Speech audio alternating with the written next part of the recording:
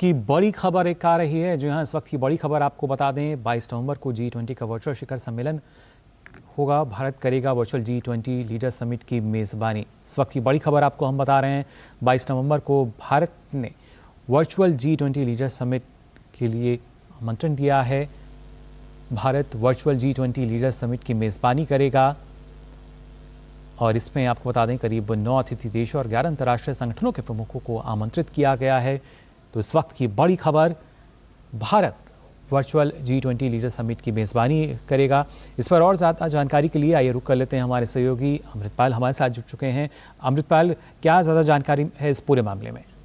देखिए, जब closing session हुआ था G20 समिट का सितंबर में, तो प्रधानमंत्री नरेंद्र मोदी ने ये अनाउंसमेंट की थी कि भारत अपनी जो अध्यक्षता है जो 31 नवंबर को खत्म हो रही है, उससे पहले एक वर्चुअल G20 लीडर समिट करेगा कि जो न्यू दिल्ली डिक्लेरेशन में डिसाइड किया गया था। और जो नेक्स्ट प्रेसिडेंसी ब्राजील को टेक ओवर करेगा 30 नवंबर को, तो उसका रिव्यू किया जाए कि क्या क्या अचीव हुआ है और क्या क्या उसका रोड मैप क्या वो जो डिसाइड किया है। जी बिल्कुल अमृत, यानी मान सकते हैं कि जिस तरीके से 30 नवंबर तक भारत के पास G20 की मेज़बानी है, तो आखिरी दिन तक कोशिश प्रधानमंत्री की यही है कि जो कार्य हमने किए हैं उसकी प्रगति की समीक्षा होती रहे।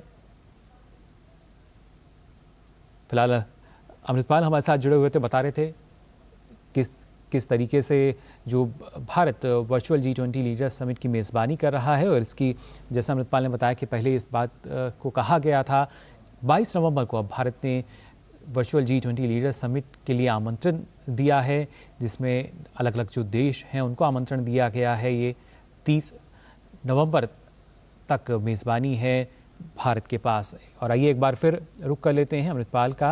अमृतपाल, जानना चाहेंगे आपसे, 30 नवंबर तक मेज़बानी है और कोशिश शायद यही है कि अंतिम दिन तक जो काम है वो किया जाए।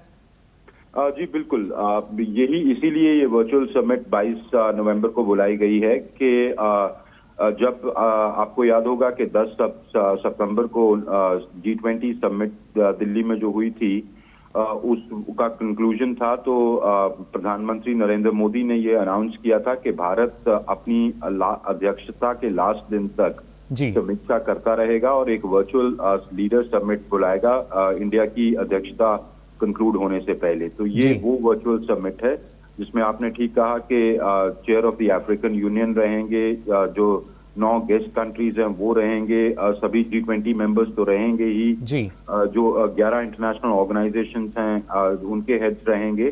और जो G20 समिट पे यूनानिमसली अडॉप्ट किया गया था, उसके जो आउटकम्स थे, उसके जो एक्शन पॉइंट्स थे, उनकी समीक्षा की जाए और ये डिलिब्रेशंस की जाए कि जब भारत ब्राजील को प्रेसिडेंसी सौंप रहा है तो कैसे आगे का रास्ता तय किया जाए। क्योंकि जब आप प्रेसिडेंसी अध्यक्षता सौंप भी देते हैं, आप एक ट्रायो का बना के रखते हैं, जो आउटगोइंग प्रेसिडेंसी होती है, इनकमिंग प्रेसिडेंसी और उसके बाद की प्रेसिडेंसी। तो भारत ब्राजील और साउथ अफ्रीका ने 2025 में अध्यक्षता टेक ओवर करेगा या 2024 के नवंबर में करेगा, 30 नवंबर को। तो ये तीनों में एक ट्रांजिशन, स्मूथ ट्रांजिशन हो और जो अडॉप्ट किया, जो एग्री किया गया है एजेंडा G20 का, वो स्मूथली इम्प्लीमेंट हो। तो इस वर्चुअल समिट का यही उद्देश्य है। जी बिल्कुल अमृतपाल, और खासतौर से 9 अतिथि देशों की अगर बात की जाए, वो कौन कौन से इसमें होंगे? क्या कह रहे हैं आप?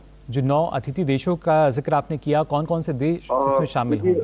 जो ये वही 9 अतिथि देश हैं जो उस टाइम जो भारत ने अपनी अध्यक्षता के दौरान बुलाए थे। ये बेसिकली ग्लोबल साउथ के देश हैं जो भारत ने इनवाइट किए थे। हर कंट्री अपनी अध्यक्षता के दौरान कुछ कंट्रीज को इनवाइट कर सकता है। तो ये क्योंकि ये परमानेंट इनवाइटीज नहीं है, पर ये वो देश हैं जो भारत ने अपनी अध्यक्षता के दौरान बुलाए थे। जी अमृतपाल, इसके जरिए क्या एक संदेश भी हम मान सकते हैं ना सिर्फ G20 देशों को बल्कि अंतर्राष्ट्रीय स्तर पर भी कि पहले दिन से लेके आखिरी दिन तक किस तरीके से जो भारत है वो आगे की तरफ बढ़ रहा है, प्रगति पर बढ़ रहा है और जो कार्य है वो लगातार हो रहा है। जी बिल्कुल।